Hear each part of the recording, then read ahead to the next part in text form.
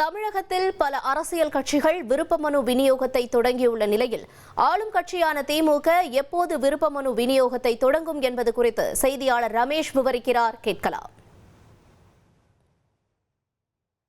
தேர்தலுக்கு இன்னும் 3 மாதங்களே இருக்கிறதுனால அரசியல் கட்சிகள் தேர்தல் பணிகளில் தீவிரம் காட்டிட்டு இருக்காங்க. அதிமுக, காங்கிரஸ், பாமக உள்ளிட்ட கட்சிகள் தேர்தலுக்கான விருப்ப மனு விநியோகத்தை தொடங்கிட்டாங்க. ஆளும் கட்சியான திமுக விருப்ப மனு விநியோகத்தை எப்போது தொடங்க போகுது அப்படிங்கிற ஒரு எதிர்பார்ப்பு தான் அரசியல் வட்டாரத்தில் இருக்கு.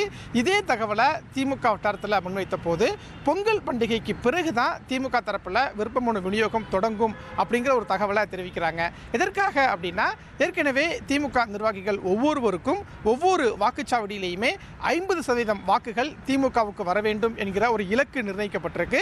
அதற்காக என் வாக்குச்சாவடி வெற்றி வாக்குச்சாவடி அப்படிங்கிற ஒரு பரப்புரையில் திமுக நிர்வாகிகள் ஈடுபட்டு வராங்க. இந்த பரப்புரை ஜனவரி 10ஆம் தேதி வரை நடைபெற இருப்பதா திமுக தரப்பில் சொல்லப்பட்டிருக்கு. மற்றொரு பக்கம் வரைவு வாக்காளர் பட்டியல் வெளியிடப்பட்டிருக்கிறது. இந்த வரைவு வாக்காளர் பட்டியலில் 97 லட்சம் வாக்காளர்களுடைய பெயர் இடம்பெறல.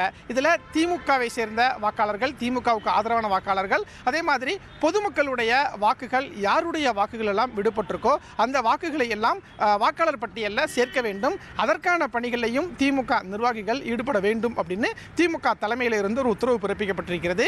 எனவே இந்த வாக்காளர் பட்டியல் சிறப்பு தீவிர திருத்த பணியிலையும் திமுக நிர்வாகிகள் ஈடுபட்டு வராங்க.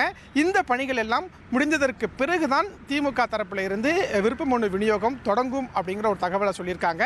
இதற்காகத்தான் பொங்கல் பண்டிகைக்கு பிறகு அந்த விருப்ப மனு விநியோகம் இருக்கும் அப்படின்னு சொல்லப்பட்டிருக்கு.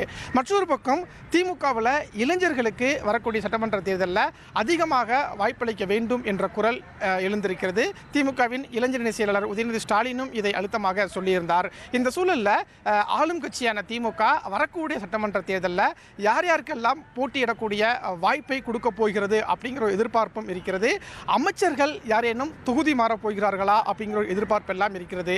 இந்த கேள்விகளுக்கெல்லாம் விருப்ப மனு விநியோகம் தொடங்கியதற்கு பிறகே பதில் கிடைக்கும் அப்படிங்கிறதுனால திமுகவினுடைய விருப்ப மனு விநியோகமும் அரசியல் வட்டாரத்தில் ஒரு எதிர்பார்ப்பை ஏற்படுத்தியிருக்கிறது. உங்களுடைய விளக்கங்களுக்கு நன்றி ரமேஷ். உங்கள் தந்தி ஒன் தொலைக்காட்சியில் அண்ணாமலை தினமும் மதியம் 12 மணிக்கு காண தவறாதீர்கள்.